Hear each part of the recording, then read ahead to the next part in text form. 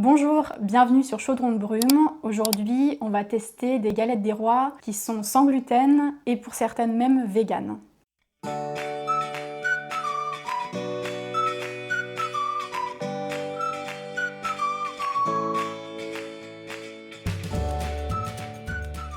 La première s'appelle Emmanuel. Donc c'est une galette des rois frangipane.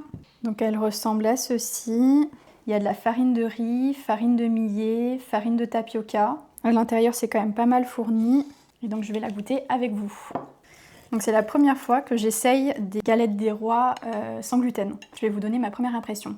Alors ce qu'on peut voir tout de suite, c'est que le bas de la galette est quand même assez dense, assez compact. On va voir si ça se ressent quand on la mange. Franchement, elle est bonne. Elle est très parfumée en amande. La pâte est croustillante. Je les ai réchauffées un tout petit peu avant pour avoir vraiment l'effet délicieux des galettes quand elles sont un peu chaudes.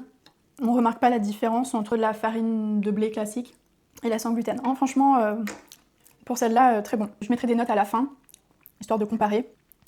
Je mettrai bien un bon 8 sur 10, je pense. Donc on va passer à la deuxième, la pistache. Donc pâte de pistache, pâte de noisette, extrait de vanille. Et en farine, on a farine de riz, farine de millet, farine de tapioca, fécule de pommes de terre, farine de sarrasin. Donc on est à peu près sur les mêmes farines que la première. J'ai oublié de vous dire en termes de tarifs, la première galette est à 5,20 € la part et celle-ci, elle est à 5,90 €.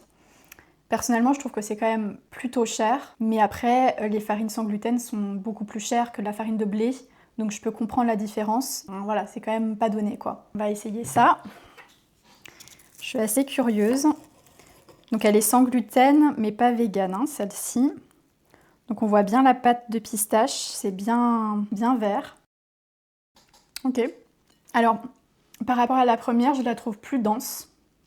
Je trouve que la pâte de pistache, elle est un petit peu lourde quand même. Mais la pistache en soi est un peu comme ça. Hein. On sait tout de suite que c'est une galette à la pistache.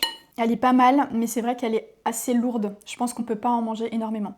Je lui mettrai de prime abord un 6,5. C'est bien réalisé. Hein. En termes de feuilletage, la pâte feuilletée, on sent pas que c'est sans gluten.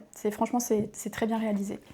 Et la dernière, celle qui me fait qu'elle j'ai le plus de doutes, et donc c'est pomme pécan à l'intérieur. Elle est végane et sans gluten. Donc pomme, compote de pommes, praliné pécan. Ils ont mis de la crème végétale et de la margarine. Niveau prix, elle est à 5,50 €. Allez, on essaye. Franchement, c'est pas mal réussi aussi. Hein. C'est pas ma préférée, d'emblée. Donc c'est compote de pommes et noix de pécan. En fait, c'est de la pécan entier.